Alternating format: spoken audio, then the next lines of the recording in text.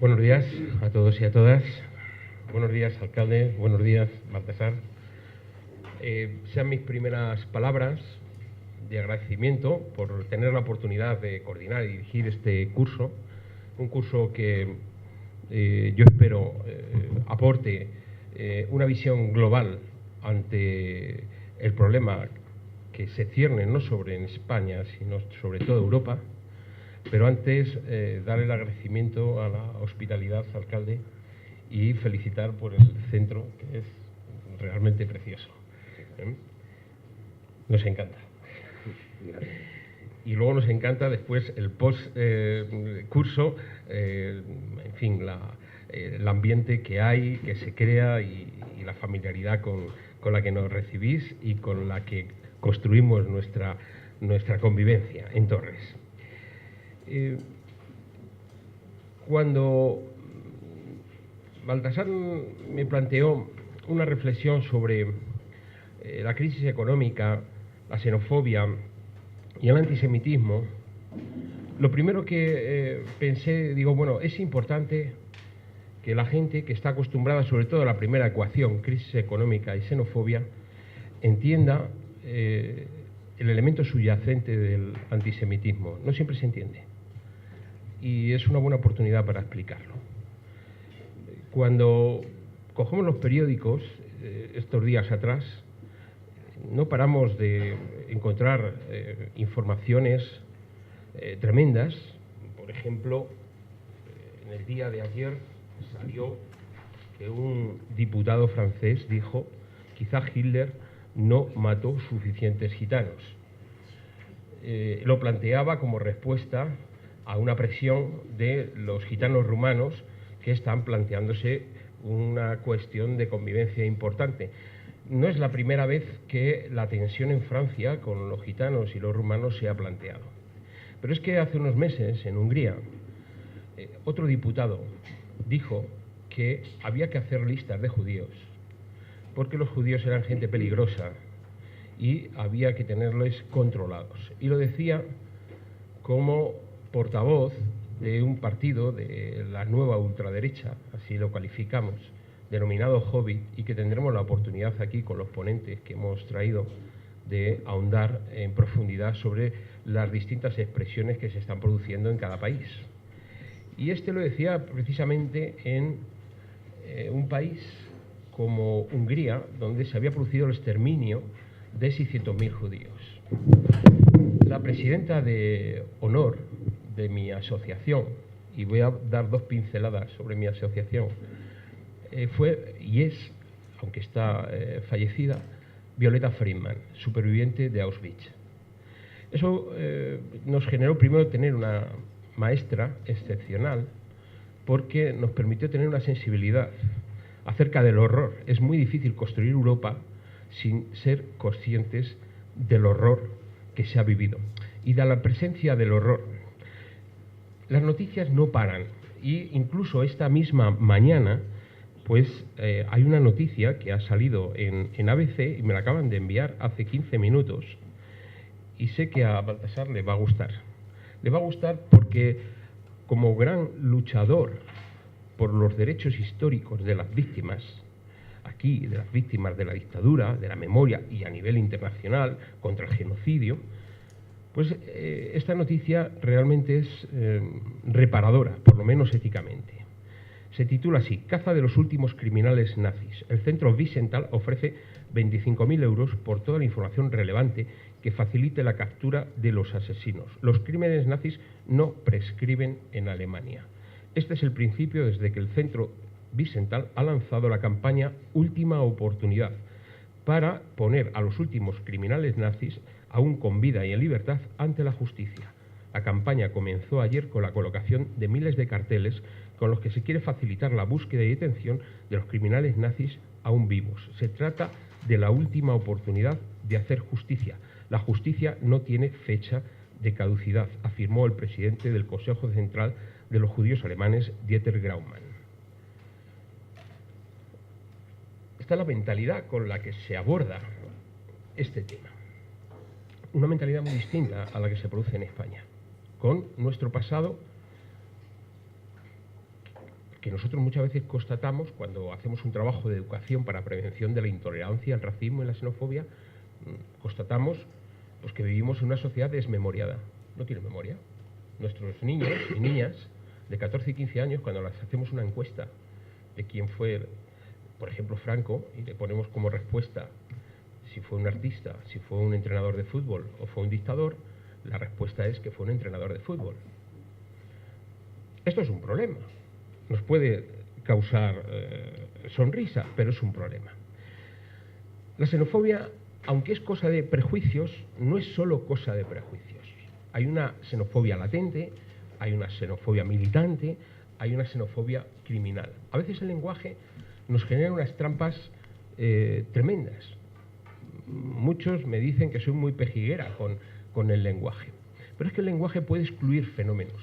Por eso es muy importante hablar de antisemitismo, es importante hablar de islamofobia, es importante hablar de racismo, no es lo mismo racismo que discriminación racial, es importante hablar de gitanismo, es importante hablar de judeofobia, es importante hablar de aporofobia, de fobia al pobre, a los sin techo que les queman, por ejemplo.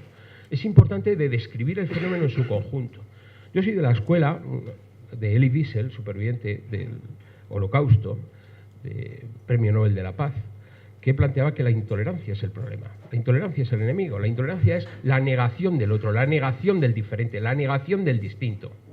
Entonces la intolerancia nos presenta muchas caras, es poliédrica y puede tener una cara racista, puede tener una cara misógena.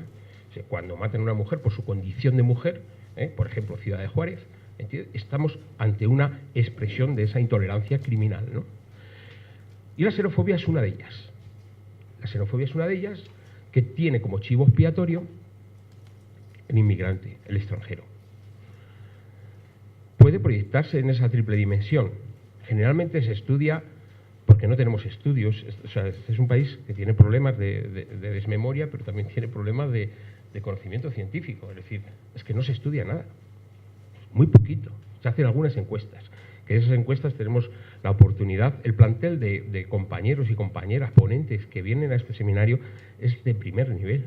Es de primer nivel. No les voy a hacer la pelota a todos los que estáis aquí, pero son compañeros que tienen una trayectoria muy elevada, cada uno en su ámbito de responsabilidad. Bien sean los estudios, como el Overaxe, bien sea la Fiscalía de Delitos de Odio, como Nicolás, Miguel Ángel, en el periodismo de investigación, los compañeros, en el trabajo interasociativo a nivel europeo, como en la Red Europea contra los Crímenes de Odio, y así todos y cada uno de los que veréis en el plantel. Una gran oportunidad para profundizar sobre los múltiples vectores que apunta este tema. La primera cuestión es la importancia de ajustar el lenguaje. El lenguaje, a veces que se utiliza por parte de los políticos o a veces que se utiliza también jurídicamente, es un lenguaje limitado, que nos permite lo que yo llamo una visión de fotograma. Vemos un fotograma y no interpretamos más. Es una visión ahistórica y una visión que no te permite una globalidad. La visión histórica es fundamental. Muchas veces a mí me preguntan, pero bueno, ¿y esto cómo es posible que haya aparecido en estos momentos? Esto de la nueva extrema derecha, ultraderecha, xenófoba, es producto de la crisis, es decir, ha venido la crisis y la crisis automáticamente nos aporta esta construcción de proyección política institucional. Y yo le digo, no, y el ejemplo lo pongo con nuestra vivencia.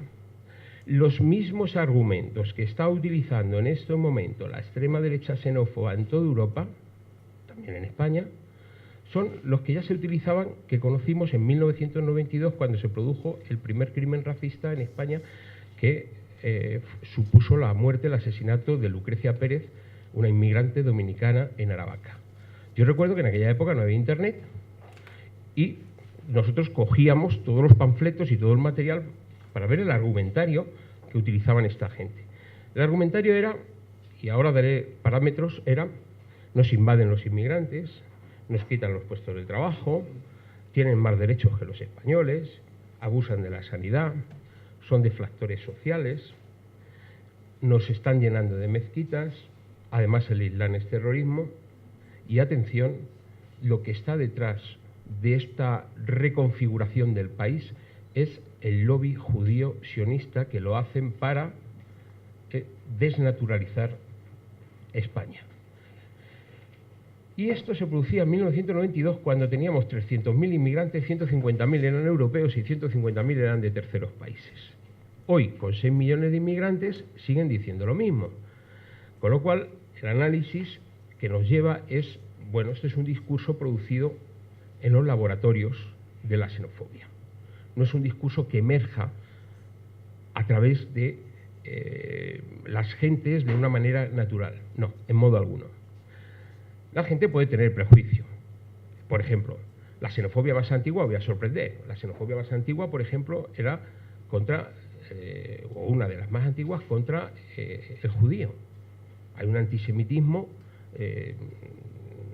15 años antes de Jesucristo, que ya se plantea en Egipto, se plantea en distintos... Y el movimiento, precisamente, de las comunidades judías genera un rechazo allá donde van, un pueblo, el pueblo del libro, culto y tal, que tiene una identidad. A partir de ahí, el que lo recibe genera rechazos fóbicos. Es decir, la xenofobia es tan antigua como la humanidad. En el momento que hay dos grupos que se mueven de un sitio a otro, ya hay el prejuicio del otro, del diferente. El factor racional y el factor ético es el que permite superar ese primer prejuicio. Pero el prejuicio, a priori, lo único que genera son unas condiciones de rechazo, ni más ni menos. Pero esas condiciones de rechazo pueden ser neutralizables, pueden ser racionales, pueden ser superadas también con una construcción ética, cívica, y más en democracia, cuando ya hemos construido sociedades democráticas, que tenemos un conjunto de valores, se supone que ese tipo de prejuicios no tienen que tener recorrido. Bueno, la verdad es que lo han tenido, y a lo largo de la historia de la humanidad hemos tenido grandes tragedias. De base, la hemos llamado en unos momentos racista, en otros momentos la hemos llamado antisemita, en otros momentos la hemos llamado xenófoba, pero en definitiva ha sido negar al otro, negar al diferente. El ejemplo está en las cámaras de gas. Yo siempre pongo ese ejemplo de Auschwitz. Auschwitz lo dice todo. En Auschwitz, ¿quién había?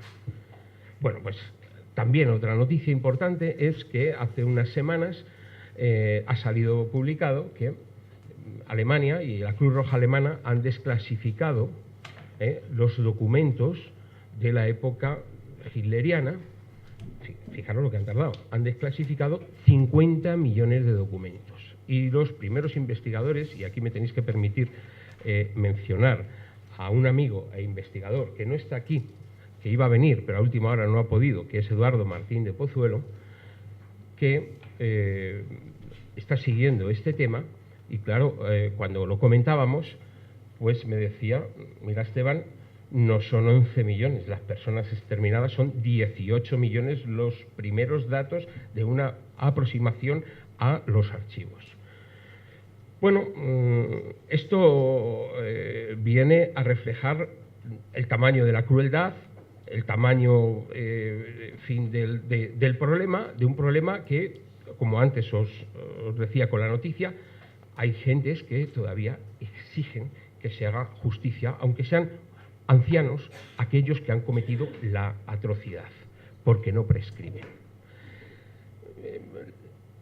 Claro, la pregunta que hay que hacerse es si entonces este problema no emerge con la crisis económica, que hay que decir, la crisis económica lo que hace es facilitar el tema.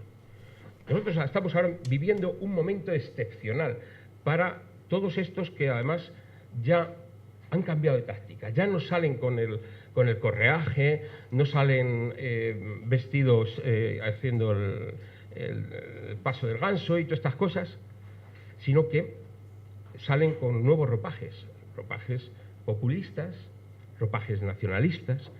Hay otros que hablan también de identitarios, por ejemplo, el movimiento identitario tiene mucha fuerza en Francia y ha generado y le está generando unos problemas a Hollande extraordinarios, hasta el punto de poder influir en esto que os leía de la noticia hacia los gitanos, o hasta el punto de generar los sectores más radicales unos enfrentamientos que llevaron a la muerte de un joven parisino hace menos de un mes en París. Se nos presenta siempre como episodios aislados, pero son producto de un trabajo pormenorizado, organizado, con estrategia a nivel global. O sea, se globaliza la xenofobia, se globaliza el racismo, se globaliza las estructuras que están alimentando lo que ellos llaman un nuevo orden mundial. Ese nuevo orden mundial ya se planteó por allá de los años 40. Lo que pasa es que los que lo planteaban, en este caso todo el eje nazifascista franquista, sobre todo las dos primeras partes, fueron derrotadas. Pero ellos siguieron, y siguieron, y siguieron, y siguieron, y vuelvo a citar a Eduardo Martín de Pozuelo: cuando estamos buscando dónde está el eslabón perdido para poder explicar el neofascismo xenófobo actual con el pasado, y muchas veces cuando recurrimos a recordar las proyecciones simbólicas que nos presentan nuestros jóvenes en las escuelas, o nos presentan jóvenes radicalizados en este sentido, ¿no?, xenófobos y racistas, ¿no?, cuando ahí los propios profesores o los propios padres hablan con nosotros y es que mi hijo me ha llenado la casa de símbolos raros del 88, de la cruz céltica y tal, ¿y esto qué quiere decir? Porque además ya está en una bronca conmigo y tal, y dice que ya no somos su familia y que su familia biológica somos nosotros, pero que su verdadera familia son los camaradas. Entonces los padres no saben interpretar, los políticos no saben interpretar, los maestros no saben interpretar, el periodismo no sabe interpretar. Porque aquí, aparte de desmemoriados, nos falta interpretación y visión global. Claro, cuando te llega una familia y te dice: mi hijo se ha metido en un grupo muy raro de gente, que está contra los inmigrantes, pero tiene la carpeta llena de 88, y tú dices: ¿y sabes qué quiere decir 88? Y dicen: pues no, será un número del baloncesto. No, pues no es un número del baloncesto, quiere decir Heil Hitler. El 88 es, el 8 es la octava palabra del abecedario, que es la H, y el otro 8 hace referencia a Hitler, 88. Hay otras veces que ponen otros números, 14 NS, las 14 palabras de un nacionalsocialista, y cantidad de acrónimos y guarismos que los podéis encontrar todos. Os metéis en la página movimientocontinencia.com, os metéis en el informe RACS, en Acción Jurídica contra el Racismo y la Xenofobia, y ahí tenéis todos los guarismos, acrónimos, símbolos que utilizan. Esto sería importante incluso para una investigación policial, para investigación criminológica, etcétera. Pero como no investigamos, como no sabemos, cómo funcionamos con el principio de acción-reacción, si hay un muerto, si hay un asesinato, si hay unas palizas, pues se investiga o no se investiga. Por tanto, esto nos está generando un escenario de enorme dificultad para abordar el problema en sus dimensiones más crueles, más duras. Sin embargo, hay que preguntarse si el país en su conjunto puede derivar a ese tipo de posiciones. A las posiciones más duras es más difícil. Luego hablaré más en detalle sobre el tema. Necesita de una construcción militante, de una construcción organizativa, que ya lo tienen a cierto nivel, porque el gran cambio que se ha producido ha sido con Internet. Internet permite la globalización, la obtención de información, el coordinarse, el articularse, hasta unos niveles insospechados. En la última investigación, hace 10 días, presentamos el informe Raxen a la Defensora del Pueblo y le dijimos: tenemos detectada más de 1.500 webs, blogs, foros de carácter racista, xenófobo, antisemita, etcétera. Son ilícitos, son absolutamente aplicables el 510 del Código Penal, aunque no está bien redactado ese Código Penal, y vamos a intentar que en la reforma del Código Penal se meta claramente la palabra incitación. Estoy convencido de que luego en la ponencia de Miguel Ángel Aguilar se extenderá sobre ello, porque es una batalla histórica que venimos planteando desde la lucha contra el racismo y la xenofobia. Y, el cierre de ese veneno, de esa infección, es vital para que no solo no inunde a los adolescentes y los jóvenes, sino que no tire incluso de construcciones políticas, de partidos políticos democráticas, hacia posiciones claramente xenófobas.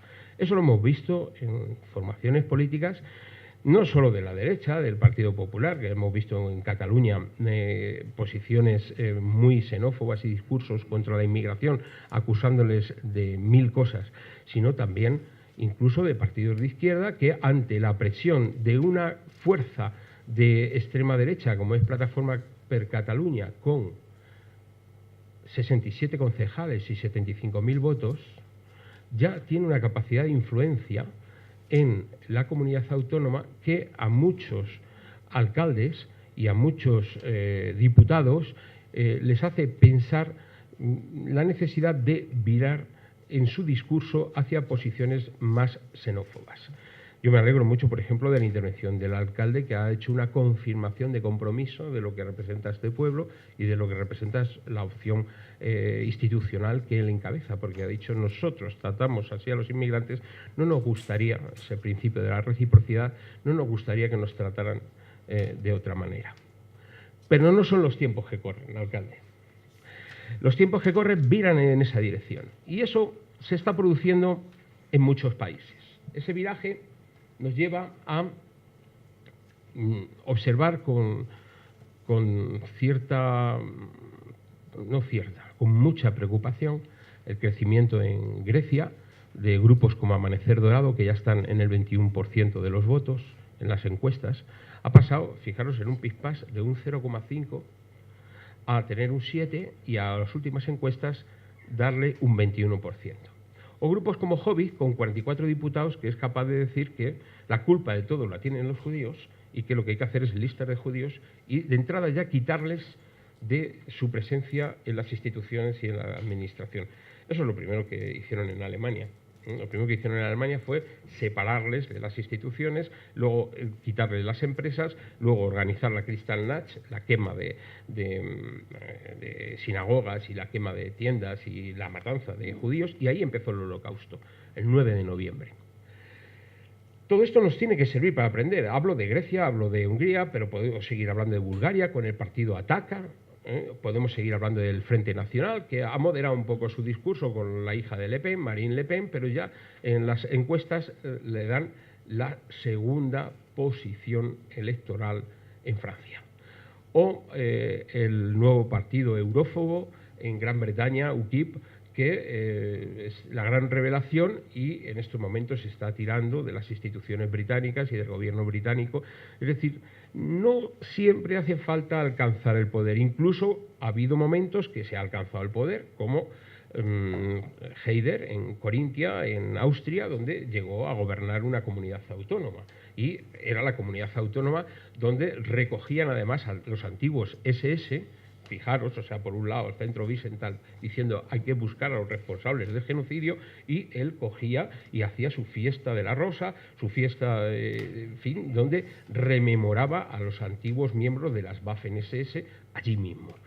Bueno, este señor, con su formación, las distintas formaciones que hay, le llevaron al gobierno, y en estos momentos el Partido de la Libertad, fijaros los nombres, ya no es Partido Nacional Socialista, ya no es los partidos fascistas, ahora los nombres son otros.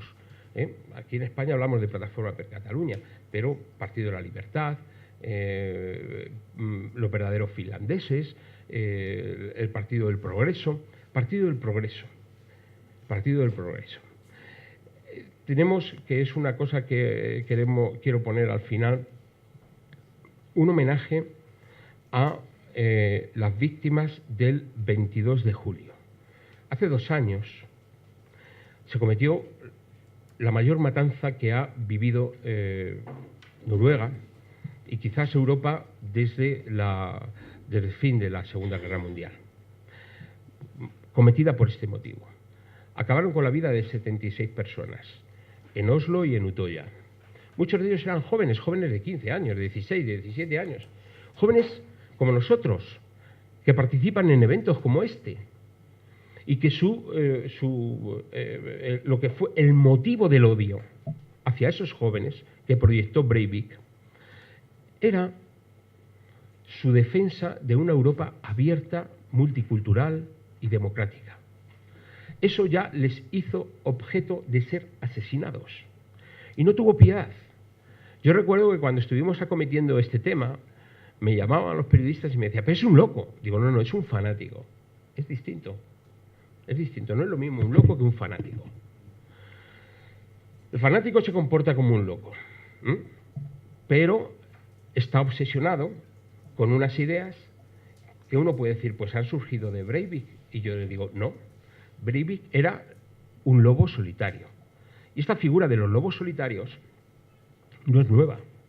Es una figura que comenzó en los años 60, por eso hay que tener memoria, que el nazismo la hizo suya, en concreto un ideólogo nazi y miembro del Ku Klux Klan, Tom Mecher, publicó una serie de materiales para cómo convertirse en una persona que atenta, que machaca a la democracia sin necesidad de una organización. Por eso se le llama lobos solitarios.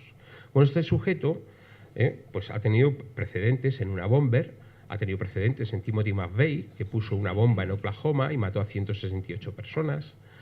Y dicen, bueno, pues está muy lejos, ¿no? Puede. Ahora, yo les digo, no. Vamos a ver. Hemos tenido tres intentos de lobos solitarios recientes. Lo que pasa es que mediáticamente, pues porque no interesa crear alarma, por lo que sea, no voy a entrar en ese debate, porque tienen mucha amiga y no es el momento, pero no lo sacan, no lo sacan. De repente nos encontramos con que un joven mallorquín es detenido con 140 kilos de explosivos que iba a poner en la Universidad de Baleares el 20 de abril. Claro, los medios de comunicación lo dan de otra manera. Dicen, han detenido tal, este es un neonazi, tal, bueno, va a poner... Y lo que pasa es que lo que quería era emular a los jóvenes de la gabardina. Los jóvenes de la gabardina que hicieron la matanza en Estados Unidos. Y yo, cuando me preguntaban los periodistas, yo decía, pero ¿podéis fijaros en la fecha? ¿Podéis fijaros en la fecha? ¿Podemos correlacionar algo para entender lo que está pasando? El 20 de abril es el aniversario del nacimiento de Hitler. Entonces, o sea, hay un indicio, investiguemos. Lo que no puede ser es que sea un periodista venezolano el que en Japón se mete a través de Internet y le detecta y llama a la comisaría de Mallorca y le dice, mire usted que hay un tío que va a poner 140 kilos de explosivo. Es que no podemos, la cosa no puede funcionar así, por el azar. Como recientemente, es que es un admirador de Breivik el que iba a hacer un atentado en París y le pillan hace una semana a un sujeto que iba a cometer otra matanza en París. Como hace poco pillan a otro en Suecia. Bueno, podemos entender que el lobo solitario existe. Podemos avanzar un poco más en la investigación. Podemos entender que hay manuales de terrorismo difundidos por Internet, donde explica qué son los lobos solitarios, cómo se deben de comportar en un juzgado, cómo se deben de comportar ante la policía, cómo se deben comportar en todos los sitios. Podemos entender que esta es una, no la única, una de las respuestas a la globalización. Podemos entender que se está utilizando el contexto de la crisis económica mundial y luego cómo se vive en cada país para que emerjan respuestas multiformes. Puede avanzar el prejuicio, pueden construirse instrumentos políticos, partidos xenófobos, aunque se llamen partidos de la libertad o partidos del progreso. Breivik era ni más ni menos que secretario general de las Juventudes del Partido del Progreso. Con ese nombre teníamos a un neofascista xenófobo salvaje, cruel. Bueno, y podemos interpretar por qué cambian esos nombres. Cambian esos nombres porque es la vestimenta que necesitan para poder intervenir en el marco de una sociedad regida por valores democráticos, con instrumentos democráticos, con una legislación democrática. Es decir, tenemos una creación, una infección social alimentando prejuicios contra el diferente, tenemos instrumentos políticos de intervención en las instituciones, tenemos organizaciones militantes, clandestinas, articuladas y facilitadas en el marco de Internet, y tenemos incluso lobos solitarios que son capaces de hacer barbaridades de este calibre.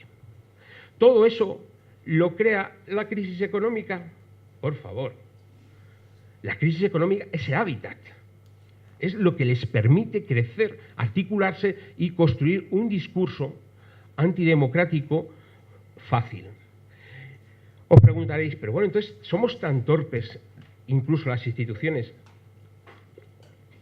de no detectar esto?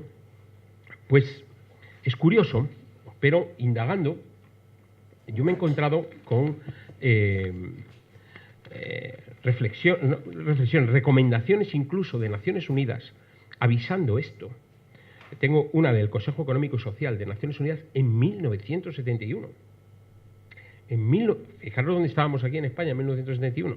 En 1971 hay una resolución de la reconstrucción del nazismo con nuevas formas y dan la voz de alerta en Naciones Unidas.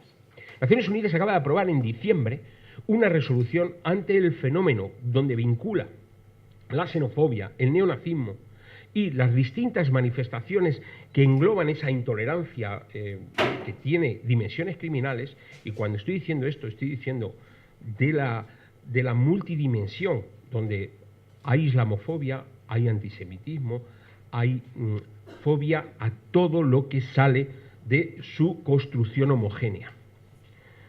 Pues desde 1971 hasta la resolución de Naciones Unidas de diciembre pasado, hubo el atentado de Bolonia, que fue el inicio el comienzo de la nueva articulación internacional neofascista con un reguero de sangre brutal, que luego daría pie a las nuevas formas tácticas de articularse en toda Europa. Y esto ya lo detecta no un izquierdista, porque siempre nos dicen, bueno, es que está del izquierdismo, siempre estáis con... No, vamos a ver. Hay un informe de la Unión Europea, de Dimitros Ebrigenis, un griego, diputado, democristiano, que plantea todo esto que estoy diciendo en 1984. En 1984 ya hay diputados que dicen, esto es un fenómeno europeo que levanta la bandera de la xenofobia, y desde la xenofobia empiezan a plantear teorías conspiracionistas de carácter antisemita, teorías de neorracismo, teorías y postulados distintos, y además, sobre todo, tiene una proyección juvenil enorme. Atención con el peligro, hay que tomar medidas. Esto lo continúa Glenford. 6 años después, en 1990, Glenford preside una comisión de investigación del racismo, la xenofobia, el antisemitismo y la intolerancia en Europa. Hace un estudio.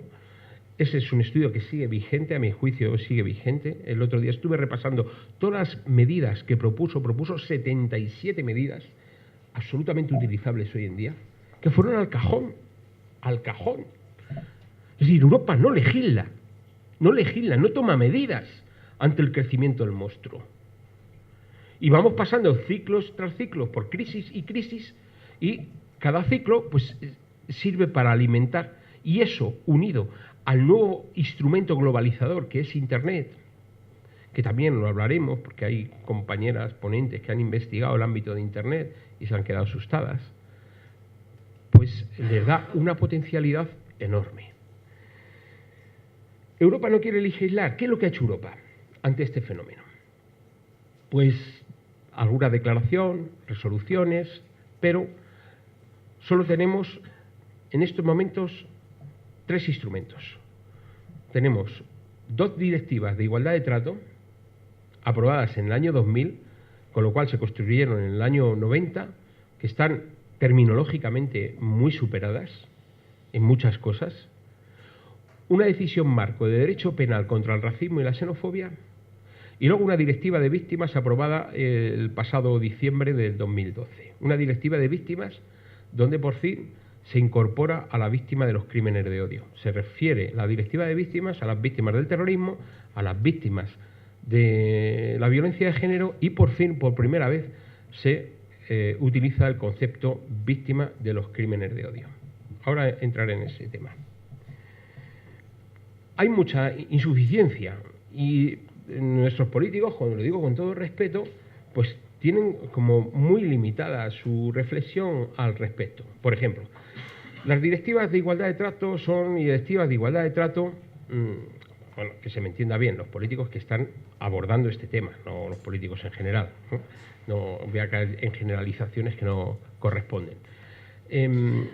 La directiva de igualdad de trato y no discriminación se llama así, Directiva de Igualdad de Trato y No Discriminación por Origen Racial o Étnico. Bueno, el nombre ya es un nombre absolutamente desgraciado. Y la misma directiva, en su considerando número 6, lo reconoce. Dice, bueno, nosotros no reconocemos el término origen racial. ¿Usted para qué lo pone? Si no reconoce el término, ¿para qué lo pone? ¿Qué quiere decir origen racial? Es un debate de 10 segundos, que nos lo liquidamos en 10 segundos. Vamos a ver, la UNESCO, los genetistas, los analistas biológicos y demás zanjaron en 1978 que la raza no existía, que era una construcción científicamente absurda y que las diferencias genéticas que hay entre unos y otros nos llevan a hacer una taxonomía de clasificación de las personas en torno a la raza. Es decir, la raza no existe, pero el racismo sí. El origen racial no existe, pero la discriminación racial sí. El origen racial no existe, pero el odio o la violencia racial sí. Se hubiera sido mucho más fácil, incluso los nombres, de decir Directiva de Igualdad de Trato y No Discriminación racial o étnica. Pero continuamente se está utilizando el término, un término absolutamente ya periclitado, que Naciones Unidas piden, por favor, que no se utilice y que cuando se utilice se ponga entre comillas, porque aunque la gente lo utiliza en la comunicación, y bueno, no podemos borrarlo del mapa, pero sinceramente lo que echamos por la puerta que no entre por la ventana. La raza no existe. La segunda cosa es la decisión marco de derecho penal contra el racismo y la xenofobia. Una decisión importantísima y una decisión que se aprueba en el 2008 y tienen 3 años para aplicarla en cada país. Bueno, pues estamos en España en estos momentos, 2013, y todavía no se ha aplicado la decisión marco de derecho penal en materia de racismo y xenofobia. ¿Qué consecuencias tiene? Enormes. Unas consecuencias extraordinarias. Ya lo hablará el fiscal. ¿Por qué? Porque tenemos una pelea fundamental. La decisión marco dice, entre otras cosas, que la incitación al odio debe de ser sancionada penalmente. Nosotros en nuestro artículo 510 tenemos la provocación al odio. Bueno, pues un cambio de palabra, de incitación a provocación, lleva a que muchos juzgados no interpreten delictivamente muchas de las conductas que en estos momentos en Europa se plantean. Una Europa que digo que no ha legislado con firmeza, pero incluso lo que ha legislado en nuestro país todavía no se ha modificado. Hay promesas de que ahora en la reforma se va a cambiar, esperemos. Y luego, la directiva de víctimas. Las víctimas son las grandes olvidadas. Son las grandes olvidadas. De hecho, queremos transformar la situación y plantear que el 22 de julio, con motivo de la matanza, sea el Día Europeo de las Víctimas de los Crímenes de Odio. Lo hemos planteado así a los grupos parlamentarios y se lo hemos planteado al Consejo de Europa. Y nuestra sorpresa ha sido que hace 2 o 3 semanas, el Consejo de Europa aprobó iniciar una campaña antes de ayer. Por eso vamos a rendir homenaje a las víctimas con este vídeo que os vamos a poner. Y la campaña comenzó antes de ayer y va a prolongarse hasta el 9 de noviembre, que es la fecha de aniversario de la Kristallnacht. Yo creo que con mejor criterio que el nuestro, porque nosotros lo que decíamos era, bueno, nos veíamos con la fuerza que nos veíamos y decíamos, vamos a hablar con todos los grupos parlamentarios y que el Parlamento Europeo se pronuncie y proclame ese día como Día de la Memoria, Día Europeo de las Víctimas de los Crímenes de Odio. Y entonces el Consejo de Europa dice, no, vamos a montar una campaña, una gran campaña, y vamos a implicar a 150.000 instituciones públicas y privadas. De manera que sean 150.000 instituciones públicas y privadas las que pidan al Parlamento Europeo que proclame ese día como Día Europeo de las víctimas de los crímenes de odio. Me consta que mucha gente estará preguntándose, ¿pero qué es esto de crimen de odio? Es la primera vez que lo he oído. Bueno, es la primera vez porque en nuestro país también hemos sido un país, y estamos siendo un país poco informado de las resoluciones internacionales. No tenemos casi información de las resoluciones internacionales. Nosotros firmamos cosas, firmamos convenios, pero de esto casi no se habla. Nosotros somos miembros de la OSCE, de la Organización para la Seguridad y la Cooperación en Europa, y hemos firmado un montón de cosas que estoy haciendo referencia a ellas, pero que aquí se desconocen. Por ejemplo, el acuerdo que hubo en el Consejo de Maastricht de 2003, donde los ministros allí presentes se pusieron de acuerdo en utilizar el concepto crimen de odio. ¿Qué es un crimen de odio? Dijeron, pues cualquier infracción penal que haya venido motivada por la condición social, sexual, racial, étnica, de orientación sexual, etcétera, de la persona que padece esa infracción.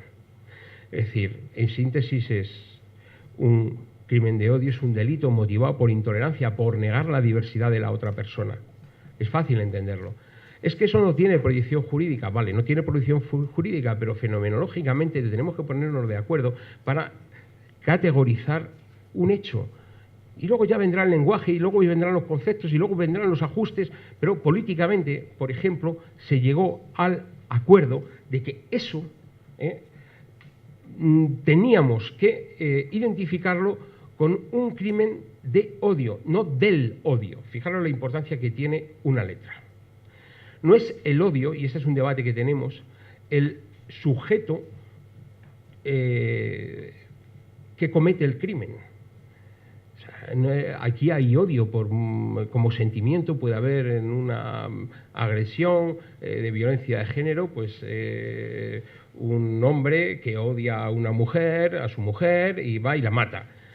Bueno, pues detrás de la violencia muchas veces hay odio. No es eso lo que plantea el concepto.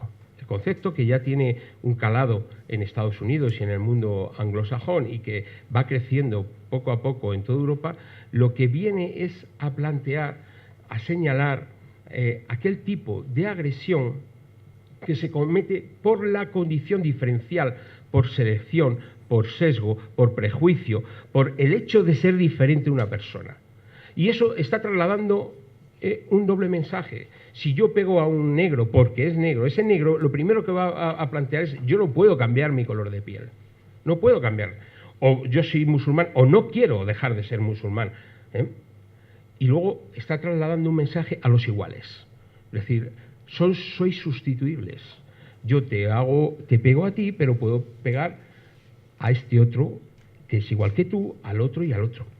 No solo son personas por distinto color de piel, personas por diferente orientación sexual, personas con diferente religión, también colectivos que no tienen elemento identitario entre ellos, como pueden ser los sin techo, las personas sin hogar, son víctimas de agresiones, de crímenes de odio. ¿Quién no recuerda a Rosario Endrinal, esa mujer que estaba en un cajero de Barcelona y la quemaron viva? La orinaron, la humillaron, la quemaron viva. Fijaros lo que hay detrás de este tipo de crímenes. Es considerar al otro, al diferente, como una vida sin valor. Y ya estamos otra vez en Auschwitz. ¿Quién fue a Auschwitz? Aquellos que consideraban una vida sin valor. ¿Qué mentalidad tenían los que quemaban a Rosario Endrinal en el cajero? O a tantos otros que desde nuestro trabajo en la asociación hemos atendido. Recientemente veréis como un abogado en la Audiencia Provincial de Madrid tenía la desfachatez, el descaro de decir que había que eliminar a todos los mendigos indigentes de las calles. Lo dijo, fue un escándalo. Bueno, no ha tenido ninguna consecuencia. No ha tenido ninguna consecuencia, aunque la sala dijo que, bueno, como no lo había dicho dentro de la sala, pues si no, pues había actuado la sala. Pero bueno, lo dijo a los medios de comunicación y que entonces tendrían que ser otros. El caso es que nadie tomó en consideración el tema. Yo siempre digo, mira, él lo dice con 90 años, pero al lado había otro abogado, Pedro Pablo Peña, presidente de Alianza Nacional. Y los tres que se sentaban en el banquillo eran los que casi habían matado al indigente. Y los tres, la mala investigación que se hizo del caso no permitió poner encima de la mesa que los tres eran miembros del Movimiento Social Republicano, una de las organizaciones neonazis, que tiene coordinación con el grupo parlamentario europeo Alianza de los Movimientos Nacionales, que a su vez, fijaros todo lo que os estoy contando, que a su vez financia el propio Parlamento Europeo y les da dinero para que ellos hagan campañas xenófobas. No dice, oye, para hacer campañas xenófobas, dice, bueno, a vosotros os corresponde un dinero, como a todos los grupos parlamentarios, y vosotros con eso, que ellos financian campañas xenófobas o que financian actividades de construcción de la extrema derecha xenófoba en Europa, no genera ningún tipo de problema y provoca que organizaciones no gubernamentales de distintos países, como la nuestra, tengan que reaccionar y decir cómo puede la democracia financiar a organizaciones para acabar con la propia democracia. Y aparece también otro debate ahí. Esto es un gran remolino de debates. Aparece el debate de la democracia militante, sí, no. Nosotros nos salimos del debate y decimos, mire usted, lo que hay que ser es militantes demócratas. Con eso sería suficiente, pero usted no facilita ni financiación, ni cobertura legal, ni posibilidades para que el discurso antidemocrático y el discurso contra la convivencia y el discurso contra colectivos vulnerables y el discurso de la xenofobia y el discurso del antisemitismo y el discurso de la islamofobia y el discurso del horror pueda progresar, porque tenemos memoria histórica. Y en los debates aparece el gran debate. Voy a coger un poquito de aire. Y el gran debate es: ustedes quieren limitar la libertad de expresión. Y nosotros decimos, no, nosotros queremos combatir el discurso del odio. ¿Y qué es discurso de odio? Pues el discurso de odio también lo define la OSCE, el Consejo de Ministros, se pone de acuerdo, nos ponemos de acuerdo en toda Europa, donde es aquel discurso que pretende humillar, hostigar, agredir, promover la violencia, la discriminación, la intolerancia hacia los diferentes. Y eso se está haciendo, sí, y ahora en Internet de manera extraordinaria. Y el Centro Vicental, que antes os mencionaba, hablaba de 26.000 páginas web detectadas donde se está promoviendo el discurso del odio. Y dicen, bueno, ¿y con qué herramientas? Y denuncias, como ha sido nuestro caso, y el primer problema que tienes es que muchos servidores no te facilitan datos porque están ubicados en Estados Unidos o en Canadá. Y te dicen, mire usted, aquí la primera enmienda permite la libertad de expresión sin límites. Y cuando tenemos ese debate con algún senador o senadora de Estados Unidos, nos dicen, no, eso no lo tocamos.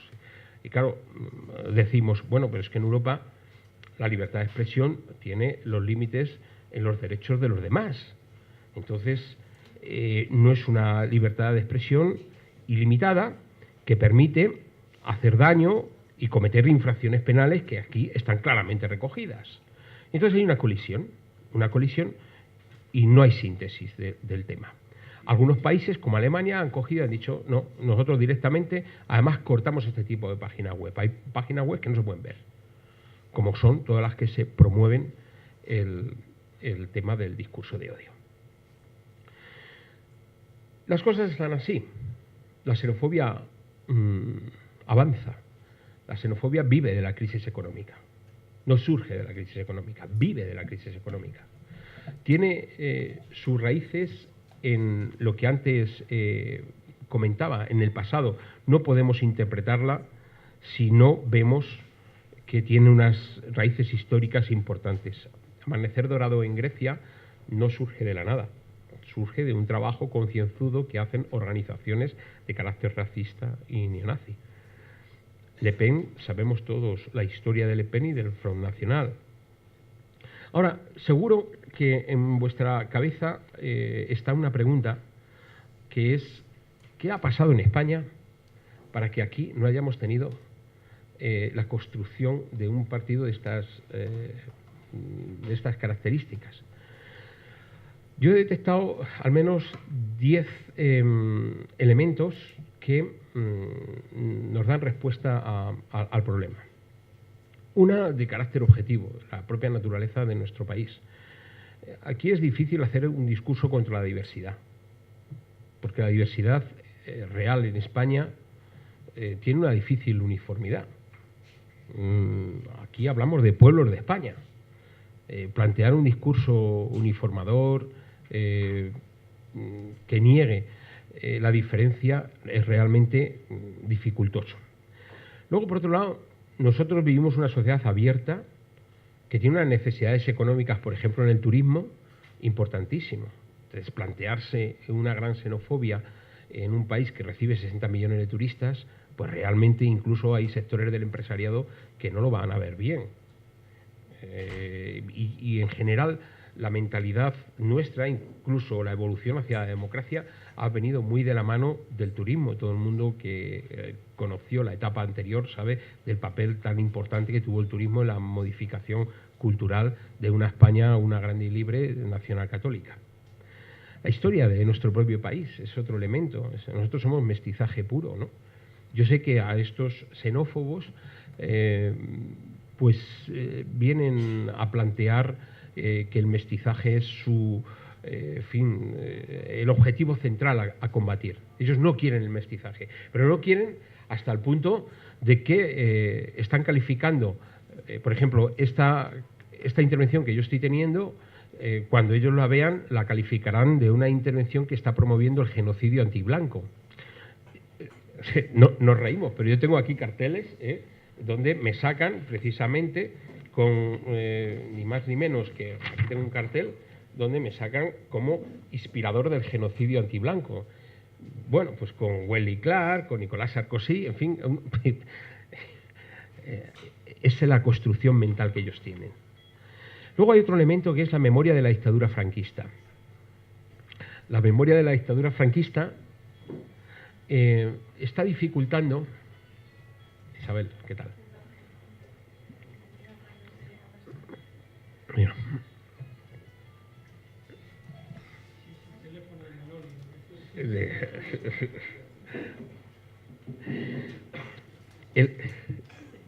No hay problema, así respiro.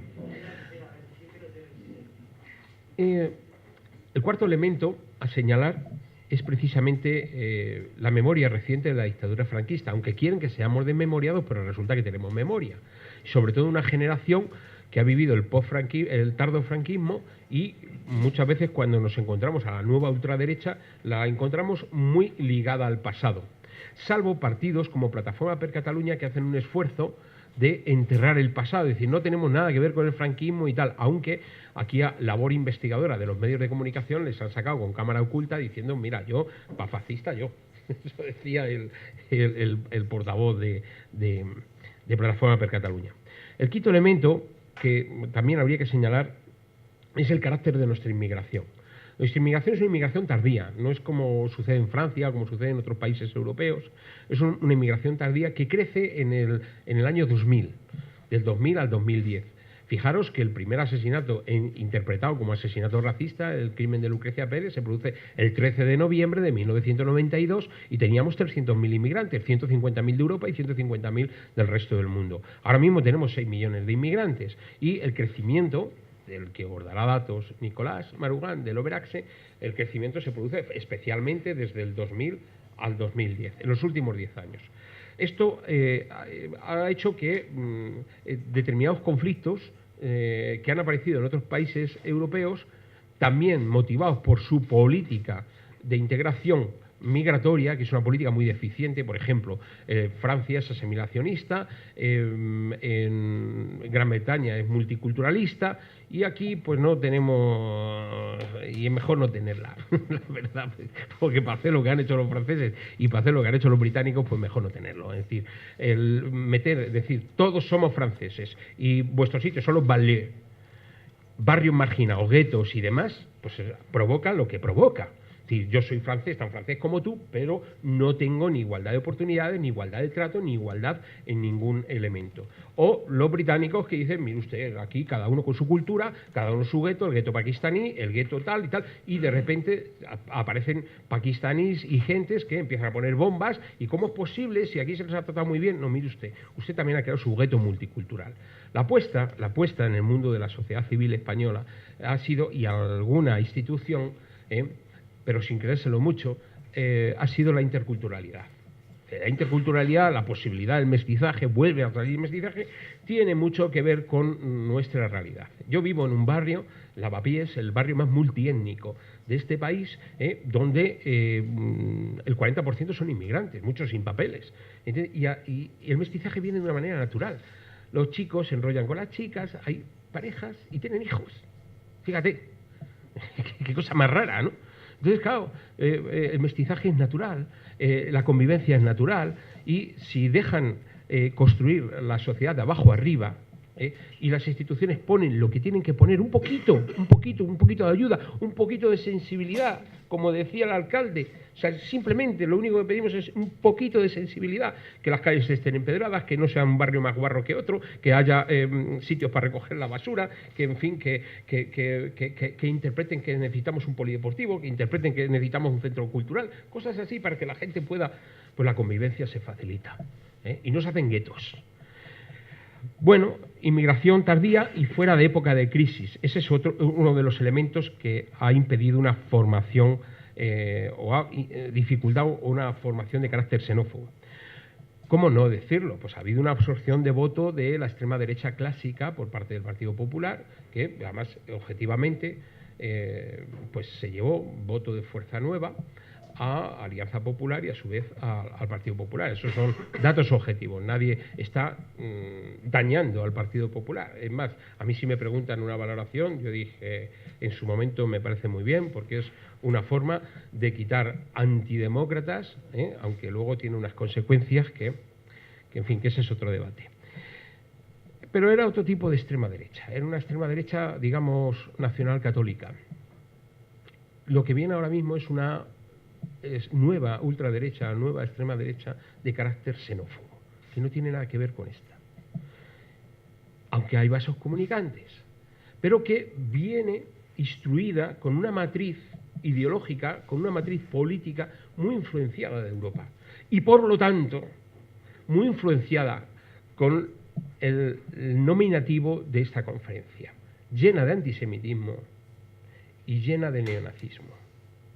Porque los grandes pivotes históricos de, digamos, la presencia fascista, la italiana, la franquista y la alemana, la que ha pervivido históricamente en Europa, en el subsuelo, y cito por tercera vez a Eduardo Martín de Pozuelo, en esa investigación que se ha hecho, la que ha pervivido ha sido precisamente la neonazi.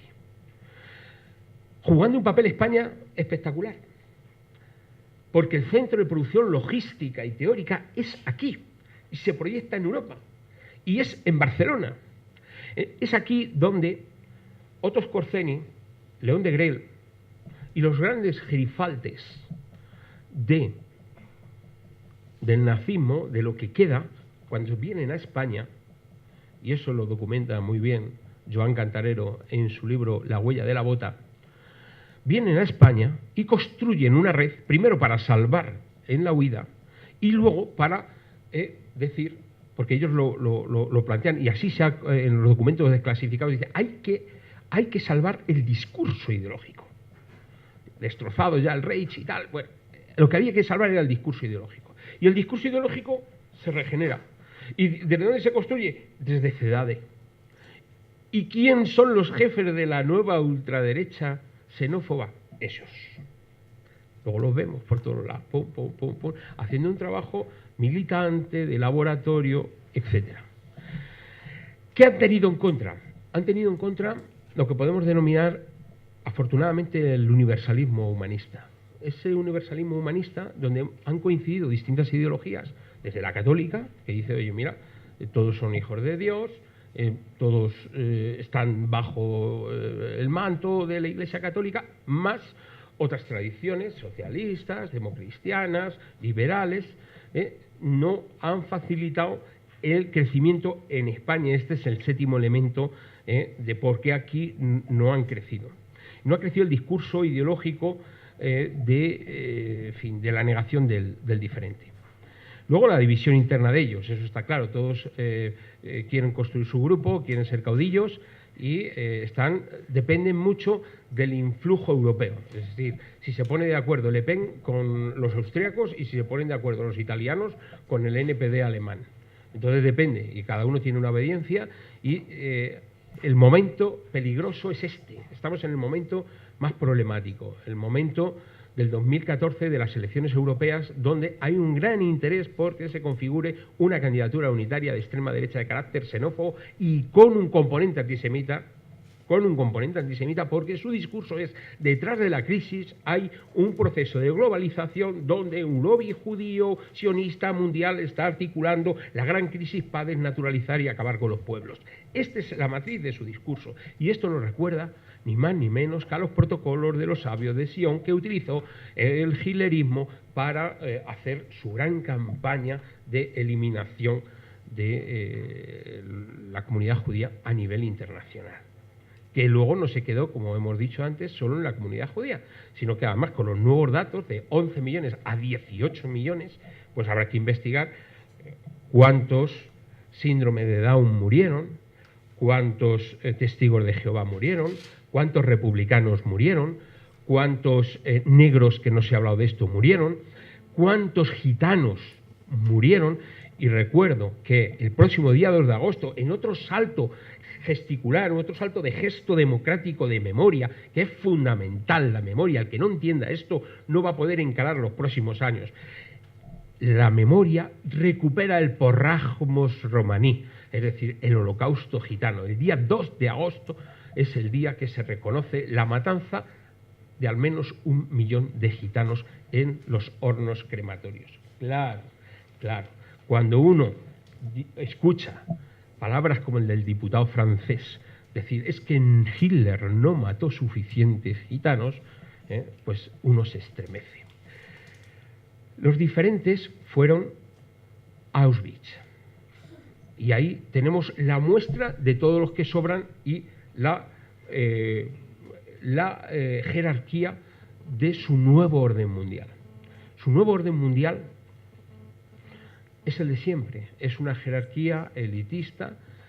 Algunos le dan una connotación racial, ahora los más modernos dicen que el racismo biológico está superado, pero que hay que encontrar elementos identitarios. De ahí el movimiento identitario que está creciendo en el centro de Europa. Y este es muy peligroso. Si alguien se plantea las cosas de manera fragmentada, la xenofobia por un lado, la islamofobia por el otro, el antisemitismo por el otro, está incurriendo en el error de no interpretar estratégicamente esto de manera global. Y eso nos va a restar fuerzas.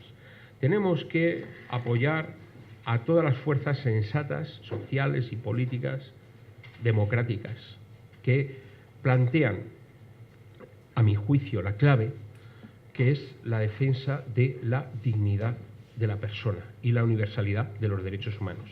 Insisto en el concepto de la dignidad de la persona. Auschwitz es la negación de la dignidad de la persona. Auschwitz es la negación de la dignidad de la persona. La ley constitucional alemana, en 1948, cuando se aprueba, tiene como artículo 1 de su constitución la defensa de la dignidad de la persona, porque sabe que esa es su deuda para con el mundo. Nosotros lo tenemos en el artículo 10 de la Constitución, pero bueno, tenemos antes la bandera, vale. Pero en Alemania pusieron como artículo número 1, como está luego en los tratados de la Unión, etc. Y de ahí luego derivan todo lo demás, deriva el principio de igualdad, deriva tal. Pero si nosotros concebimos que las personas no tienen valor, ¿no? Si concebimos que un indigente no tiene valor o tiene un valor inferior, si un inmigrante no tiene valor o tiene un valor inferior, si un homosexual no tiene valor o una lesbiana tiene un valor inferior, estamos cayendo en la matriz de la Europa que no queremos que vuelva a aparecer, porque la matriz de esa Europa es la matriz que niega el valor de las personas. Y a mí me decía una funcionaria hace poco, me decía: Esteban, siempre te olvidas de nosotros. Y yo digo, sí, es verdad. Y era una funcionaria gruesa, gorda. Y hay gordofobia también. Y en el artículo 22.4 del Código Penal no se menciona la gordofobia. Podemos reírnos, pero se nos quita la risa cuando yo diga que los neonazis mataron a una persona por ser gorda en Madrid, en el barrio de Canillejas, le propinaron 54 puñaladas. Fue elegido en un juego de rol y le seleccionaron como gordo apestoso y lo mataron. Entonces, ¿qué consideraban? Consideraban algo que no iba con su construcción de ser humano munechtiano, de ser humano, de raza aria, de elemento superior. Tiene consecuencias, y la primera consecuencia es para la víctima, su familia, sus gentes iguales. Yo no digo su comunidad, no hay una comunidad de gordos, pero sus iguales, todas las personas que pueden ser gordas en un momento determinado, se pueden ver afectadas por ese crimen. Es un mensaje al diferente. Y aparte, no solo afecta a la víctima y a su entorno, sino que afecta a la sociedad, que se degrada. Los tres elementos que posibilitaron el nazismo en los años 30 fueron muy simples. Lo digo para estimular la lectura y la investigación de esa época. Era la intolerancia generalizada, es decir, la negación del diferente generalizada, intolerancia generalizada, normalización de la violencia. Segundo elemento, llegaron a acampar las SA las mandaban aquí, lo que están haciendo en Hungría y en Grecia, cuando Amanecer Dorado, que eso es otra cosa que llama la atención, ya no es presencia institucional, están triunfando los más duros, los que tienen presencia institucional y violencia callejera.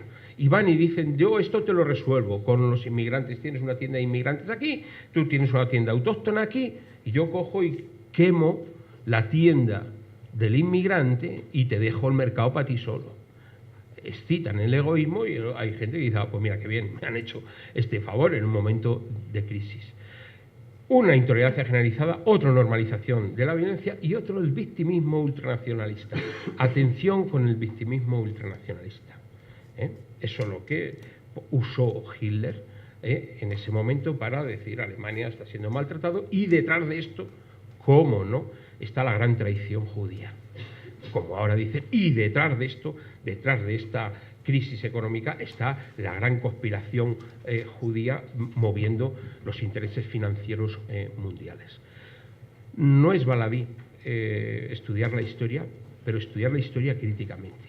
Como es importante reconstruir la historia, por ejemplo, en nuestro pasado, de una manera crítica y con una perspectiva intercultural, seguro que nos va a divertir mucho, mucho, mucho. Nos lo vamos a pasar muy bien, viendo los orígenes del flamenco y cómo los gitanos, cuando llegaron en el siglo XV a España, pues entre otras cosas dijeron: no hicieron nada. No, hombre, no. O sea, aportaron culturalmente su idiosincrasia y tal, y son tan españoles como los cartagineses que vinieron antes, o como Don Pelayo, o como el Cid, que siempre le sacan pues mire usted, el gitanico que venía con el burrito y con el carrito, tan español como usted. Porque España es diversa, la nuestra, la suya no es diversa, es una, siempre sale igual, una grande y dictatorial. Que libre no tiene.